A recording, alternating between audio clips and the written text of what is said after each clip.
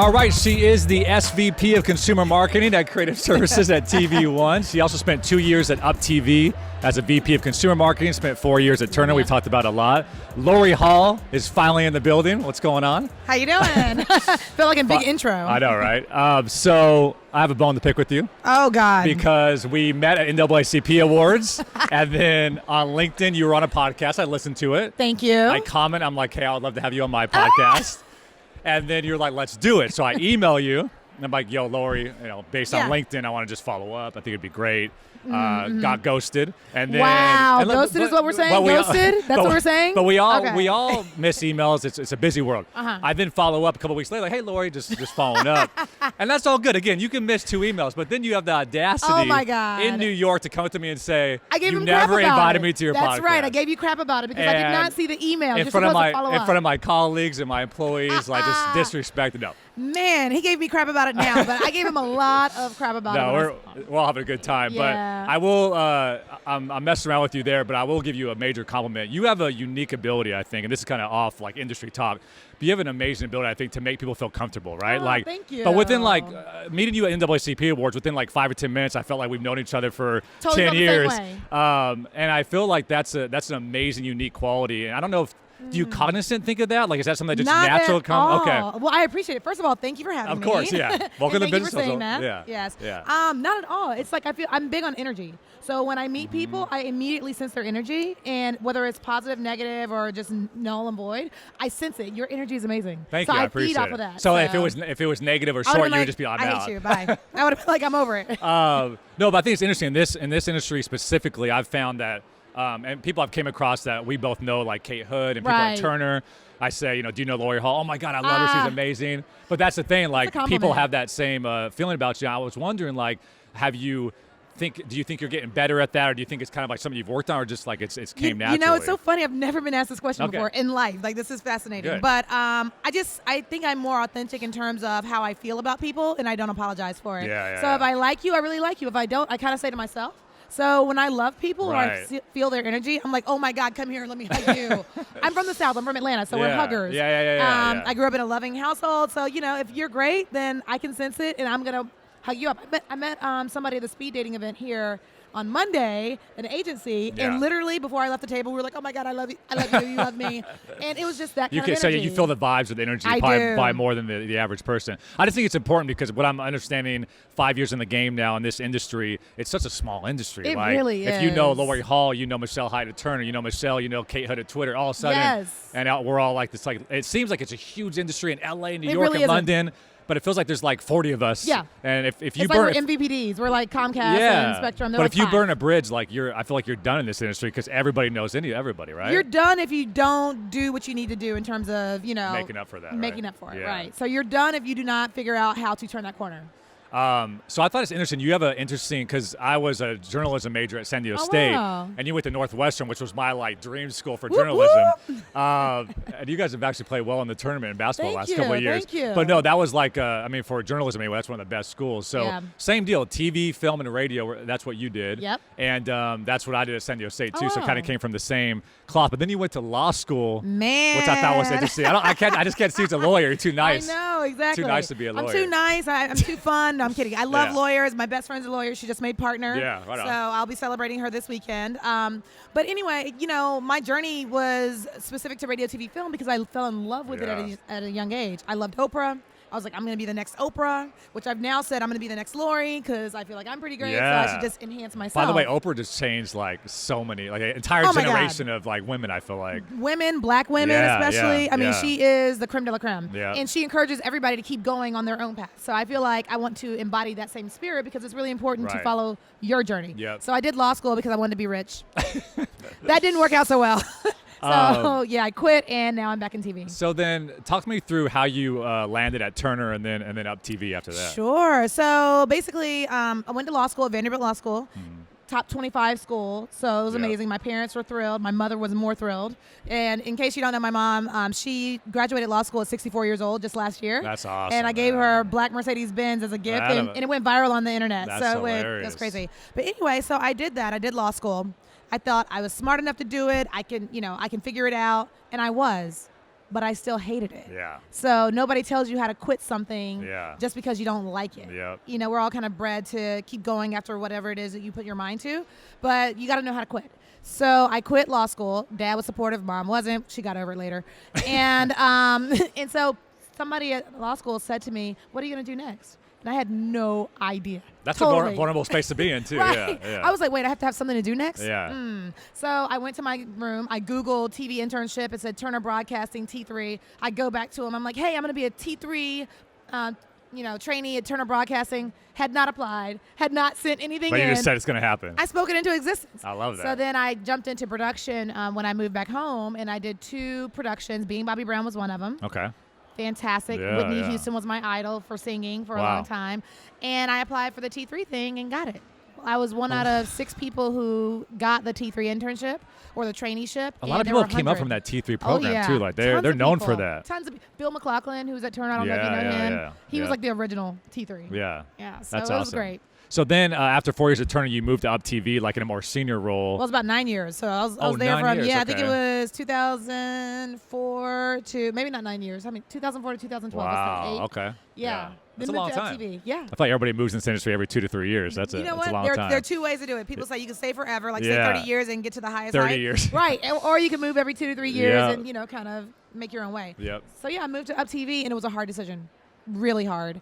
Because Turner was so amazing. They're a good company, and comfortable, and it still is. You see the stuff they do now. I mean, they're amazing. I was working on TBS, TNT, and TCM. The president of the network believed in me, Steve Koonin. He was like, you are great. Yeah. When I decided to leave, he wanted me to stay. Yeah. He wanted me to stay. Jeff Greger, the CMO at the time, wanted me to stay. Trisha Melton, the SVP, wanted me to stay. And it was really difficult. So I had to tell Up TV that I was coming before I even told Turner. Yeah. Because I realized that if I told Turner before I made the decision, I wouldn't be able to go because I love the people too much. Yeah. That's interesting. So I did that, and I wanted to be scrappier. I wanted to build out my resume. And there were 2 things that determined me to go to Up TV. One was a girl on my team, Carmen Madison, said, in 2 years, if you stay at Turner, where will you be in 2 years if you go to Up TV? And I'm sure there's a lot of people at Turner that just had 10, 15 years. We're lifers at Turner. But how are you going to beat them? How are you going to... Exactly. And there's nothing wrong with that because Turner's amazing. Right. So I was like, you know what? If I go to Up TV, I'll have 2 years of VP experience, which I need in order to get to an SVP level. Yeah, I love it. If I stayed at Turner, I'd probably still be in my same role because there's so many layers and there was a lot of, hierarchy and things like that. And not a bad thing, but there wasn't a lot of room at the top. Right. So I left. And I did 2 years at Up TV, and it was an amazing 2 years, and went to TV One right after that. So it's funny. I didn't realize that you were behind this, but at Up TV, you were behind like this viral video sensation. Yes. It got 14 million views organic. Bigger than that. Bigger. Okay. You're going to underestimate?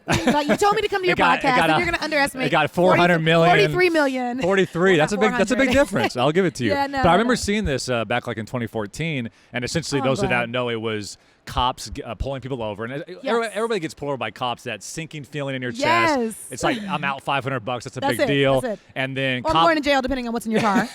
But cops were pulling people over, and it was Christmas time. They were giving people presents, which is such a cool idea. And I feel like it's interesting that we sit here in 2018 with all the police brutality talk and everything going around right now. That why doesn't every police department do that at Christmas? You know what I mean? Actually, that'd be a cool idea. But you know why what I mean? not? Yeah, I feel like we should lead that charge. It's interesting because when we were doing that video, so I wanted to create a viral video, and they say you plan for social, you pray for viral. And I had an internal goal of 1 million views. I wanted 1 million views over the life of the video. And I told my company, I'm hoping for 100,000 views. Because I'm like, look, I got to set the bar low. And anybody that says, let's make a viral video, that's impossible. Sometimes you don't know how it's going to Exactly. And off. previously, they only had a video that went up to 20, 30, 40,000 views. Anyway, I met with a viral video maker, some guy on the internet who had all these viral videos. And I was like, hey, let me work with him. We did it. We came up with the idea about the Christmas presents. We did it in his hometown. So he had an inroads with the police department. And it was great. But you spoke about police brutality. Right after we shot it, edited it, and we were thinking about when we were going to launch it, Mike Brown was killed in Ferguson. And, as a person, first of all, and as an African-American person, I felt some kind of way about that. And I said, there's all this police brutality that leads to death in the black community that's happening right now. And we're about to launch this happy-go-lucky video about police people giving gifts out. And we had to make the decision whether we were going to launch it or not. And I'll give a lot of credit and kudos to the leadership at Up TV, Charlie and Brad and everybody else. We all decided to still launch it because it was a happy thing.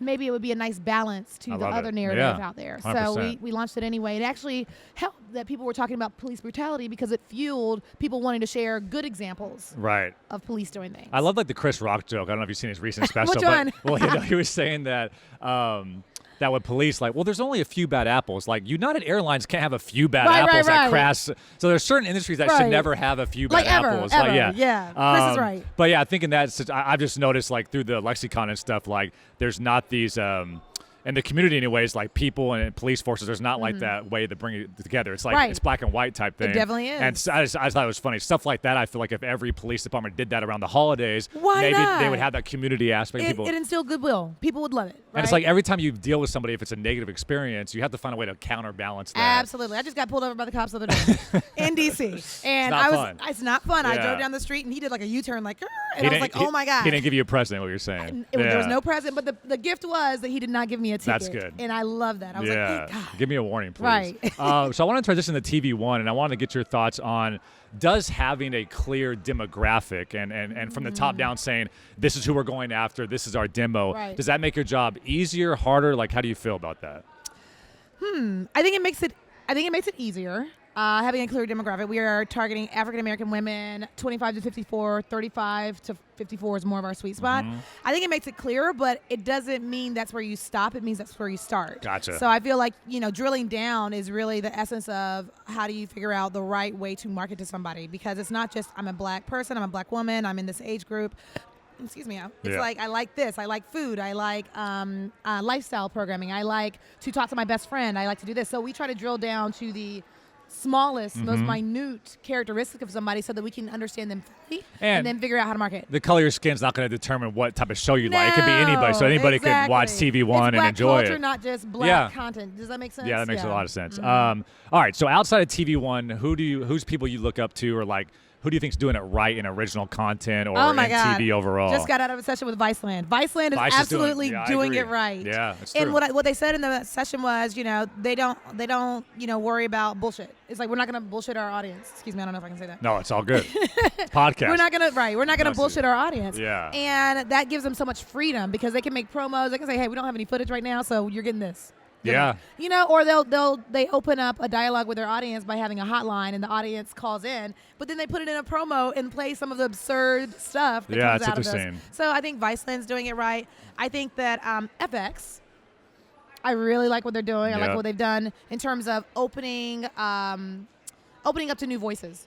Donald Glover with Atlanta on FX. Well, by the way, I feel like Turner should have had Atlanta. Oh my God! By being based in Atlanta, by virtue of being based in Atlanta, that would have been awesome. I'm sure that hurts a little bit for them. Exactly. They got Pose now, and Pose is pretty cool. So I really like that they're telling different stories from different perspectives, and they are, branching out. They're diversifying. And they're edgy, right? Like, it's always Sunny in Philadelphia and Atlanta, like absolutely. two I love different. Always Sunny. Yes. And The League was one I enjoyed too. Fantasy football. I didn't see that one. Okay.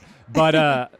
Speaking of Vice, so these, this whole industry right now going through that media revolution, I want to know at TV One, like when it comes to your digital inventory and your sponsors and partners want to be more involved in branded content, like you came from the game in Turner like 8 years back in 2000 or whatever, and I'm sure it's been an entire shift of what sponsors and kind of where you're going. Oh, absolutely. Next couple of years. Well, before people didn't believe in digital.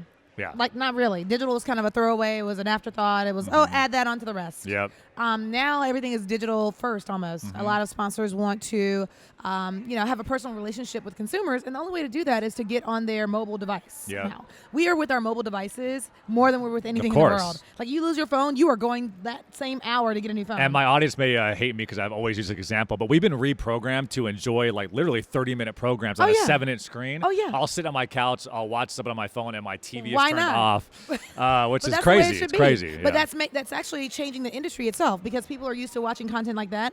Now we're starting to look at networks who are doing things like pods, 15-minute pods. Yeah. Adult Swim did it first, I want to say. Hopefully I'm right on that. Okay. But they had like Robot Chicken and these 15-minute shows that they would program. Yeah. Brilliant. Yeah. Brilliant. Short attention span, lots of content out there. The more clutter we get in the content space, the more you're going to have to do to try to keep people's attention. And sometimes that means shrinking the length of your content, not expanding. Yeah. So what has been the difference in your KPI? I'm sure 6 years ago, it's linear tune in, linear tune in, linear tune in. I know at a TV network, that's still a major thing of what you guys are focused on, but how has it shifted where it's like linear tune in, but also we got to make sure these other areas are there was a performing. great panel. I want to say it was Lee Hunt the other day, and he was talking about how you promote linear tune in versus watch it on the app versus stream it on the it's app. Tough. It's a lot really tough. But I think we are getting better at that as an industry overall, but I think it's also still in experimental phase. So we're all trying to figure out where do we push people to. Yeah. So there are things we have to consider like monetization. You push people to your app, you're not going to monetize that as much as you're going to monetize your on-demand. On-demand, we get ratings for that, so you can actually sell it to advertisers and you get money. Yep. The app, not as much. So there's a balance that you have to do. But, the KPIs specifically used to always be just, live same-day ratings. And now it's live plus 3. Some networks do live plus 7, meaning if somebody watches our show within the first 3 days of it airing, we still get the full credit for that because that's how we sell it to advertisers. So we say, hey, advertiser, we're not going to sell you that the ratings are going to be amazing on day 1. We're going to sell you on the fact that it's going to be amazing in these through first 3 days. DVR or through like OTT stuff? DVR. Okay. So it's live plus 3 is our DVR metric. So you don't have to watch it that same day, but we still have to do a good job in terms of telling people to watch it within the first 3 days. So one thing that we've done, which I think a lot of other networks do, is we advertise not just with the linear premiere tune-in off-channel, but we'll go off-channel and advertise, hey, catch up on your DVR. Yeah. So we're trying to figure out how to drive people back to the platforms where we get credited the most so that we can get the biggest rating possible, because ratings at the end of the day still are our KPI. With DVR as well, with people, obviously you and I do it, fast forward through commercials. Yes. So with your partners, is it more trying to find like ways to integrate products into your programming and stuff like that? Like integrations come at a higher cost level, a higher price level because it's more valuable. It's during program content. When you're watching TV, you see those things pop up from the bottom, the graphics. Yeah. That's another way that you can That's include true a sponsor. You can have their logo, you can have their product, whatever. Yeah. We try to do it in a way that's not super invasive, but the brand wants it to be a little bit in your face. It's a balance in terms of trying to make it organic to the program and organic to the viewer versus just selling something. I think it's interesting, someone in TV right now, like you said, there's so many call to actions. And there's got to be a conflict. If you're TV One, and I'm not sure you're different partners, but let's say you're TV One, you have linear, you have your cable partners, you have Hulu, YouTube TV, you have the app, you have all these different things. And doesn't it seem like if you're pushing linear, it's a conflict to your partnership with YouTube TV. If you're pushing YouTube TV, it's a conflict to your advertisers on linear. Man. It's a balance. So it's got to be, there's no right answer. There's no right answer. You have to do the best job you can do. If people are paying for something, you definitely have to do that job. But, content, everybody talks about TVE, TV everywhere. Content is everywhere. It's available on your app. It's available on your website. It's available here or there. Mm-hmm. It's fragmenting viewership because you can watch it on your phone instead of watching on your TV, and we might not get the ratings for your mobile device. It depends. But I think that it's interesting because it really truly means that the best content out there wins. The best content wins. Because if it's great, you're going to find it. It's just a different platform. I feel like Orange is the New Black works on Fox, it works on Netflix. Yes. You know what I'm saying? Like it's a good show. So just because it's on a slightly different platform or used different. But I remember that there was a time when I was at Turner and I was looking at what people in Japan were doing in terms of marketing because they were like far, ahead of us. Interesting. So they would do these things where they had a wall at the subway station and it had iPods, the little square iPods they used to have. So they would have iPods and people could just come up and take them. Just take an iPod. Wow. It was a promotion. Just come up and take a free $150 device, right? Okay. So I was like, damn. I was like, let me get some of that marketing. Let me get that marketing juju. And I was like, why can't we do things like that here? I mean, there are all kinds of reasons why it might not work. One of the things I noticed about Asia was that everybody was watching content on their phones. And they had the fancy phones. Like, we all had, old school phones. They had the smartphones way before we did. We had the Motorola Razors. We had the flips. Yeah. So, what was it? I can't remember all of them. Nokia. But anyway, so what they were doing was... The Sidekick. Right. It's a big one. with the flip up.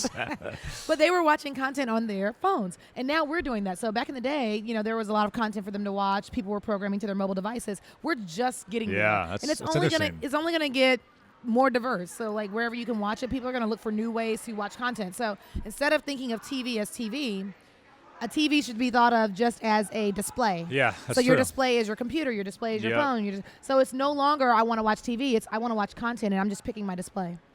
That's tough, though, when Nielsen is still such a big deal, and TV networks, the majority of their revenue is coming from 30-second spots, right? So it's like that. You can't totally shift because you have this money-making revenue side, but then you have to shift, or eventually it'll go well, that way.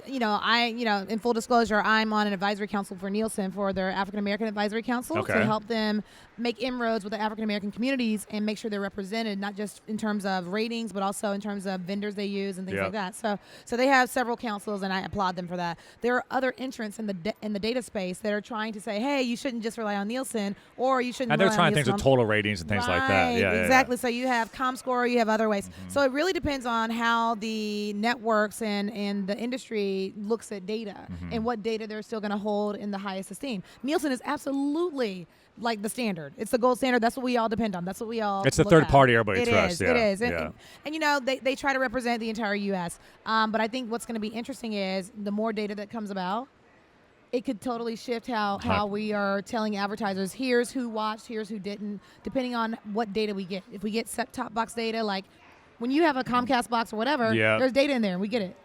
Yeah. Right? So we should be able to. Why not? You should be able to, right? So it's going to be interesting because the more data that's available, the more it's going to shift how networks operate. It's crazy. I worked in radio back in 2010 through 13, and they were still doing. Were you DJ? Were you like? No, I was a producer. Did a little bit on air, but they were still doing journaling back then. People, they had like 1,000 people in each. Paper journals. Oh my goodness. It's crazy. Yeah, they have devices now, but it's still there's no perfect way to count ratings. Yeah. I think they do the best job they can do. I think it's great data. I think it helps us all. But we're going to see how it goes. So Netflix spending $8 billion on original content. It seemed like it's crazy. But you guys are doing original series, original films as well on TV One. And it seems like there's been the last 3 years or so, everybody is investing now. Because, I remember Turner, it was like reruns of Seinfeld and King of James or King of Queens. And I think they thought, like, if we can have advertisers pay on this syndicated stuff, but it feels like now everybody's like, we have to have our own original content. Oh, yeah, absolutely. Because look at this.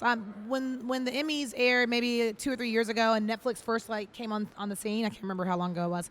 People were like, oh, you think it's funny now? Netflix is over here winning Emmys. Wait till Snapchat starts to do original content. They're going to win Emmys. Now you have Facebook getting into the original series game. They have a great series called The Red Table Talk with Jada Pinkett Smith, her mom, and her daughter. That is phenomenal content. It's just phenomenal. So everybody's getting in the game. And Will Smith's doing stuff with YouTube right now. And, come on. There are going to be just more and more entrants into this space, and people have to keep up. I always say it's always funny how Amazon is an e-commerce store. They used to sell books. Oh, yeah. And then now they're at the Emmys like, I want to thank Amazon, which is just as silly as saying, like, I want to thank Walmart or Kmart. Or Kroger or Publix or whatever the grocery store is. Nobody would ever accept that. We've accepted this brand like they do everything. They do. Look at Chipotle. Chipotle created a film. They created a film series. That. Yeah. So, everybody's getting into it. Spotify has kind of gotten that as well. Yeah. So main KPI right now as we stand in 2018, like, is it still basically linear tune-in? And where do you see that going in 2020? Well, for us, for TV One, it's still going to be linear tune-in in terms. That's where we make our biggest bang for the buck. But we also sell integrations. We also do live events like the Image Awards and things like that, where you can get a lot of sponsor dollars. So it really depends on if you have, big tent poles. You need to have the ratings on your linear network, and then digital social as a business. So I think it's going to go more in the vein of digital social. And I also think that it's going to go more in the vein of custom big experiences. I think that a lot of brands and products and companies are looking for what's going to be that mind-blowing experience to get somebody to think about my brand differently or in a better way. And so the more we can invent and create and figure out what that thing is, I think the more we'll be able to monetize that and look at different revenue models for the business as we go. And I feel like Fortune 500s will finally start to get, like, this is where all the eyeballs at. How do I connect my brand with TV One, who's on digital, who can speak to this demo I'm trying to hit? The challenge is, and this is why I love Viceland so much, is, I always say that consumers are smarter than you think they are. Yeah. So sometimes at networks, not to say that we think anybody's stupid, but sometimes at networks, people will take for granted that somebody can tell that's advertising or that's marketing. Nobody wants to be sold to. Nobody wants to be sold to. I tell people that all the time. I call it the push and the pull method of marketing. So I don't want to have to, I don't want to have to push my message on people. I want to pull them into what I'm doing. I also call it like whisper marketing. Like, I want to whisper something and they're leaning in like, ooh, what's that? What did you do there? Yeah, whisper, right? I like that. Right? Like, you can look at YouTube. Some people do some great ads on YouTube, like Gap. They had an ad and a guy was just dancing this funky hip-hop dance. And I was like, ooh, what's that? didn't care that it was an ad, but I love the fact that he was dancing because it was actually really cool. I remember the Vine, I don't know if you remember this, the Vine video that was like, what are those? Remember that? Yes, what are those? I think that was by Vans. I think they were behind it. Dan Daniel with the white Vans. Or Dan Daniel. Dan Daniel was the one that was just talking about But this. Vans was behind that the whole time, but it came this like viral Were they video. really? Yeah, they were behind I totally that. thought that was organic. That's what I'm saying. So that was the whisper, right? Where you're like, you're thinking about Vans in the back of your head. That's hilarious. In an organic and who way. would have thought that would have gone viral? Like damn, Daniel. Like, who cares? But it was funny. It's so random. Yeah. What have you found? So I guess I'll pat us both on the back. We worked together at the Image Awards, NAACP. Yes, you were fantastic. Thank you. That was a very, I think, we were doing activation. We're obviously trying to get tune in, but it was like a very emotional time it was MLK Day. Oh, yeah. And represent the dream, and what does MLK mean to you, and how do you represent his dream? Right. That's another way, I think, in a way that through an emotional moment, you found a way to kind of whisper, like, by the way, the Image Awards are on. Let's hear Common talk about MLK. Thank you for that. Thank you for that. You know what I mean? Because that was exactly what we wanted to do. Like, we always talked about the what. The what is the Image Awards on. Because that could TV stand One. alone by itself, but correct. But we had done the what for so long, and we have been losing viewership year to year on the Image Awards. The Image Awards is our biggest tentpole on the network all year. It's where we make the most money from our advertisers. It's where we have the most, stake in terms of what we're doing. And a lot of people, anybody who's anybody in entertainment. Anybody who's anybody, right? It's the 50th year coming up this year. So we were like, how do we do this differently? Yeah. So once we made the move to airing it on MLK Day, we were like, oh my God, this is our smart. time. Yeah. Represent the dream. Yeah. And our brand tagline is TV One Represent. So when we came up with Represent the Dream, we took the focus off the what and we put it on the why. Why does this matter? It matters because we need representation in the entertainment community. Yes. It matters because we need to support our own in terms of people of color making great content, acting in great content, etc. It matters because MLK's dream is still not fully realized, but we're on the path there. So I think shifting it from the what to the why made a huge difference in authenticity. Yeah. And I think that's why people came. And they wanted to share it, which is like always the key. Like, how can you find a way to get not free, but like that brand awareness where people actually want to be like, yo, this. I want to see how this comes out. And what David's not saying is they did this fantastic activation for us that was called Represent the Dream Cam. Yeah. And we had everyone at the Image Awards, celebrities and attendees alike, come into this booth and they Sterling K. Brown, by the way, was like, damn. Can we just say, oh my God, I love you. I love his wife too. Tears in my eye by the time he's out of there. Exactly. So they actually talked about what representing the dream meant to them. And that was authentic, right? Yeah. And you guys They weren't prepared. They weren't. didn't know. And they just like came from the heart type and deal. And the video was beautiful. Again, giving David and his team kudos. It was black and white and it had these like sprinkles of gold in it, and it felt very sleek and elegant, and it felt very poignant. And so they shot them from different angles, and so now you have this narrative that people are coming up with on the fly, talking about how emotional it is to be at the Image Awards because you feel like you're representing the dream that MLK had. So that was appreciate that. Yeah. So that was a good moment. But what have you seen when it comes to TV? Social, I think a lot of people throw money at influencers. They go with the latest trend, but then it doesn't really, the ROI is not there because you don't see it translate. Right. So in your career thus far, what have you seen some of the best ways on social to actually drive results in that way? I know it sounds like everybody says this. I really think it boils down to authenticity and really connecting with the audience. Like the way I came up with the viral video, the reason why it made so much sense to me is because I was like, everybody has the same feeling when you get pulled over by the cops. That's an authentic feeling. Did you get pulled over in that time? Did I get pulled over by the cops? Wait, what is he trying to say? I'm saying before you came with the idea, did you get pulled over like a month later? Like, you know what? That sucked. How can we find a way? Nope, sure didn't. So I had never been pulled over by the cops until recently. Oh, wow. I know. I'm so safe. I'm such a safe driver. I got pulled over at 16, but that's, I made a wrong turn. Anyway, so I did not do that. But I know the feeling when you have cop lights behind you because I still had been pulled over at least once. And when I was like struggling in college, like that was because to lose $300-$400 in a month, like you're not paying rent, right? But think about that. We were talking about police brutality. So back in the day, it was losing $300-$400. Now for black people and black men, little more serious. It might be like I could lose my life, right? 100%. So the dynamic has totally shifted. But you're so right. But at the moment of being pulled over, no matter who you are, whether you're thinking about money, your safety, whatever, you have a pit in the stomach feeling like, oh my God, because you have no idea what the cop's going to come at you with. You have no idea. So I was like, that's an authentic feeling that's universal. So I also look at universal themes. What's universal no matter what color you are, what age you are, et cetera. That's a universal theme. And to shift that panic feeling from panic to surprise and awe and delight. To me, that's a total 180 that people would love to see and appreciate. I talked to a lot of people on the show about influencers too, because with influencer bots and these different things, oh my God. It's tough. But have you had any successful influencer campaigns where you've partnered up with certain influencers that you think talk to your demo and able to kind of bring people over to your brand? Yeah, in the African American space, because that's our target audience. There are cultural influencers who are just mainstream influencers. Yeah. So black culture to me is pop culture, right? Because a lot of black culture is driving pop culture. If you think about like Migos and Cardi B and, not just rappers, I'd have to think of other examples. Michael B. Jordan, whoever it is, but there are a lot of influencers who are mainstream that also happen to be black.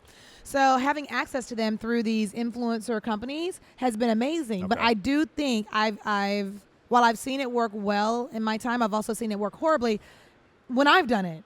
And I'll tell you how it works horribly. If you do an influencer campaign, and let's say the agency's like, oh, we're going to get them to promote your thing. I've seen it's not genuine, like you just went back to. Exactly. Full circle. Right. Exactly. Yeah. So if you give them the same graphic to use, the same copy to use, in terms of the text and all that, and you see all these influencers posting the same thing, it renders it inauthentic. You're selling to me. You're selling to me. Because I don't just see it on Cardi B's page, I see it on Amber Rose, I see it on Kanye, I see it on all these pages, and it's exactly the same. So now I know you're selling me. Yeah. So that's not a good influencer And I think campaign. we've done some micro-influencer campaigns as well where it's like, we're not going to tell you what to say. Like, right. You know your audience better than anybody. That's the better way to do it. Do it in a genuine way. Like, yo, I'm tuning in. Exactly. TV One, Image It Awards. has to be real. So I've done it with Common. Doing the Black History Month campaign with Common was phenomenal. Yeah. He's a phenomenal guy to work with. We literally just interviewed him on questions and got his real responses. Exactly. And so I think that's the authenticity you need. I've done it with radio DJs where I would do a radio DJ junket and we take them, to a city wherever we're shooting our movie or show, and we put them in the room with the talent and they do a Q&A. Mm-hmm. But they've also seen the show, right? So we make sure that they see the show, and then they riff on why they like the show themselves. I don't give them the script. Exactly. They riff on it. That's the key, I think, when it comes to influencers, for sure. Yeah, be natural, be organic, be real. Where do you think there's a place right now in the market? Where do you think the undervalued attention is? Like, what place are we not paying enough attention to that you think everybody should kind of be looking at? That's a good question. I mean, you I didn't put you on the spot. No. Where are people not paying attention to? I think people aren't. Okay, I'll tell you this because it's my passion. I think people aren't paying enough attention to real human emotion in terms of incorporating that into everything you do. So that's why I love viral videos. There's a lot of TV networks, to your point, like watch this 7 p.m., watch this 8 p.m., and I think you can't build a community around that if you're just selling constantly. I had a boss who was like, make sure the tune in says this. Make sure you voice the tune in on the in page. And me and my head of creative services were like, if people like the spot, they're going to Google it. That's not marketing, though. That's sales. Not marketing, right. Yeah. So I think that what I love is real human emotion. It makes you feel something. And so we've seen a lot of great campaigns here at ProMax where I feel something, Yeah. And I think that people aren't paying enough attention to it, but they're starting to. So if you can tap into that authentic emotion, if your spot, video, whatever it is, can make me cry or make me feel some kind of big reaction, you've done your job. Because I'll never forget it. I will never forget it. I talked about that. We got started in sports, and I always got so angry with sports teams that weren't genuine with their fan base. If you're the Cleveland Browns, like, don't act like you're going to win the championship. And if you lose, I think some teams will just say, well, that sucked. Like, just talk for the fan. Right. And that ends up being so much better than, like, the Browns tried their best, but they lost in overtime, But think about this. Like, I like sports enough. I'm not the biggest sports watcher, but I love it when I know the backstory of a player. Like, if I know, like, you where get invested. Right, you get invested. Yeah. But also, sports has gotten to the authenticity because that's what press conferences are for. Now you get to see LeBron in the press conference talk about the fact that JR missed that, pass or whatever it was. He didn't miss it. He dribbled out the He dribbled clock. out the, thank you. See, I told you I don't watch sports. But anyway, the memes are hilarious on social media. Oh, my God. And you get to see that. You get to see his real emotion. You get to see LeBron get up and gather his purse or whatever he had. Do better, he says. Yeah, do better. So you get to have that authenticity from the player. So everybody's focusing on how to bring the authenticity into what they do, and I that sports has actually done a good job. That's what the NBA's done a really good job of that, like propping their players up, allowing them to have a voice. Absolutely. The NFL has not done that as well. I totally agree. And you see what's happening with the protests and everything like that. Totally agree. So in terms of where we're going of your core internal marketing social team, what do you think some of the most important positions in our industry are going to be in the coming years? What do you mean, like in terms of like just I think marketing department we've seen, from social media coordinators to digital marketing, but there's entire departments being built from a one-man team to now like 20 people. I think like a digital video or I wouldn't call it a viral video group, but digital video content, social video content. That's all they do constantly. Getting into the video space, but not video for linear, video for non-linear, like Instagram, etc. Somebody actually mentioned that they have a different video team for every single social platform. I saw that. Right? Isn't that amazing? Which would be nice. That would be nice if we had that kind of budget. Exactly. But if you could start to craft video for specific platforms specific to that platform's needs and what people go there for, I think that'll be huge. I'm sure you've seen this too. I think a lot of issue in TV is they just repurpose the linear promo and they slap it on Instagram and they wonder why it's not working because people don't want to watch a 16:9 30-second ad. But networks like cheap, easy, fast, you can't have it all. But, that's been the history. But now we're seeing the value of doing it specifically for that platform. Exactly. And the networks who are going to win are going to be the ones who actually craft things authentically for that specific platform. Love that. All right, rapid fire and I'll get you out of here. All right. Name a tool or an app that you or your team uses that you could not live without. Slack. Yeah, it's big. 12 months from today, we're going to sit down again. Awesome. What's the biggest thing in the media industry that you foresee changing? Ooh, that's a loaded question. I know. God, David. Jeez. 12 months from now, biggest thing changing. I think that the way we promote to audiences is going to completely change in terms of driving linear tune-in versus on-demand versus app. I think it's going to change because... Are we getting it as industry yet? I don't think so. Yeah. I think we're failing. I think we're failing consumers. I think that I'm actually nervous about the cable industry overall. And I saw a panel as well, and it's so true. Like once the advertisers are going to be the ones that push everybody in the industry to either put up or shut up. Right. So once they say we want to be on your Instagram channels, like, all right, well then we'll focus on that rather than focusing. Yeah. But who's doing the leading, right? If the advertisers are doing the leading, then everything is about the bottom dollar. If everything's about the bottom dollar, it can sometimes erode the authenticity of what you're trying to do because you're trying to get the buck. So I think that there has to be a line drawn in terms of we will be driven by monetization, from a business perspective to a certain degree. But we have to protect the authenticity. I bring up the Blockbuster example all the time. They were a $5 billion company. Yeah. They see Netflix. Netflix comes to them and says, buy us for $50 million. Yep. Blockbuster laughs them out of the room. Blockbuster goes bankrupt. Now Netflix is making $12 billion a year. I think we all kind of see it. And that is the best I told you so. Yeah, but we may have to kind of go through a little bit of lull where maybe TV networks have to go through a couple years of not taking as much 30-second ad revenue maybe so they can get ready for what's to come in 2020, 2025. It's going to be a transition. It's going to be kind of tough. It's going to be a transition. I think that's one way. I think the other way is kind of like what you said with Netflix and Blockbuster is like, if Netflix focused only on being a DVD company, they would have never thought about 100%. doing streaming, right? But they actually focused on being a content distribution company in terms of we have content, let's just figure out new ways to distribute it. And I think they did a good job of focusing on convenience and time. Well, getting to the consumer the fastest. Yes. And so I feel like networks can do. Yeah. We can do it if we actually do it, if we shift. Yeah. But I think that trying to hold on to the old guard of linear TV, it might trip us up in the future. And I'm worried that the cable industry and the network industry won't be able to keep up. If people are able to get onto people's phones from a Netflix app, from, whatever, if you're able to get into people's main device and you are an app they use regularly, you're going to win by far, typically. Now, I don't know about the business and the revenue modeling and all of that stuff, but I do think that consumers want things faster, quicker, and curate it for them specifically. Love it. Yeah, I mean, if you focus on what's convenient for the consumer, convenient anymore isn't you have to be on a Friday night at 9 p.m. You have to be on your couch and you have to watch it in real time. I want to watch it whenever I want. So what's convenient? Yeah. Think about Netflix in terms of offering up full seasons at a time. That was revolutionary. Yeah, binge that watch. was ridiculous. Yep. Now networks are trying to mimic that same thing by having a full weekend where they show the entire season. And AMC did something recently, not recently, but with Mad Men and Breaking Bad, I think they released half seasons. Oh, really? Because they understood that they want to get new people to binge watch and catch up. Right. So they kind of released towards the last couple seasons. They released like 6 and 6 over 2 years instead of all 12. That is because the they Netflix got it. effect, The binge watching thing was all and that. And TBS, I think, did 24 hours or 48 hours of one show. I think it was Angie Tribeca where they did it all. All the episodes I've gotten at once. lost on Jamie Foxx reruns or whatever it may be, like on MTV they'll come Fresh Prince of Bel-Air, like old school Seinfeld, whatever. But that's the cool thing because now that you mentioned that, I feel like whereas we have a lot of new stuff, original content, I think there's also going to be a place for acquired and old stuff, like TV Land, like networks that are offering just classic shows. There's going to be that or binge watching on the linear network. Exactly. Yeah. So we just have to figure out how to keep up, and I feel like if we don't quickly figure out a way to distribute our content faster to consumers, we're going to be left behind with the Netflixes and the Snapchats and the I think we know where it's going. It's like if you're willing to roll your sleeves up and pivot and adjust, you're going to be just fine. If you want to keep on doing it the old way and kind of be lazy in a way, you may be left behind. But the challenge is the revenue modeling too, right? So it's huge challenge. It's based on the old school model. So it's like it's going to take a lot of thought leadership and to say, how can we shift and asking this? executives, like, can we just like not take that $5 million and like just focus over here? It's like, that's a tough proposition. You got to be willing to take the risk, and that's a very hard risk. Very hard.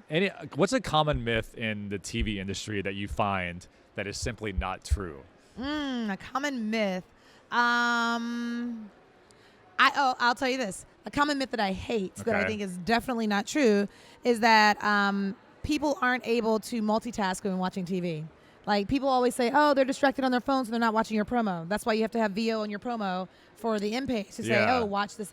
I can do a million things at once. We're at work. We're doing email. We're talking on the phone. I'm on a conference call. I'm actually doing we've been reprogrammed to do that better, too. Yeah. People can look at their phone on Instagram, still be kind of paying attention to the TV, and still get everything they need to get from a promo or whatever. I can still see a promo for Pose, hear the music, look up from my phone, say, oh, I should Google that, look back down on my phone, switch out from Instagram, go to Google, Google Pose, and figure out when it is. How many times do you open up your social apps per day? Oh man. Too many, way too many. So I literally have to have a rule not to look at it in the morning, and this it's hard. is sad. I have a work phone and I had a personal phone. There was one time where I was scrolling Instagram on both somehow simultaneously. Yeah, so that's me. I got a problem. We got to figure out this. Exactly. It's a rabbit hole. Because there was a time I was telling somebody when Facebook actually did not have infinite scroll. So they actually would let you scroll and then it would stop. So that's enough. Because you went through everybody's story for that day. Now it's like infinite. A rabbit hole. Yeah. Well, thank you very, very much for joining me, Lori Hall from TV One. I appreciate it. We'll have to do it again shortly, and I hope to see you soon. All right. Well, now I won't give you crap about it. Thank you very much. All right. Thanks. All right. Bye.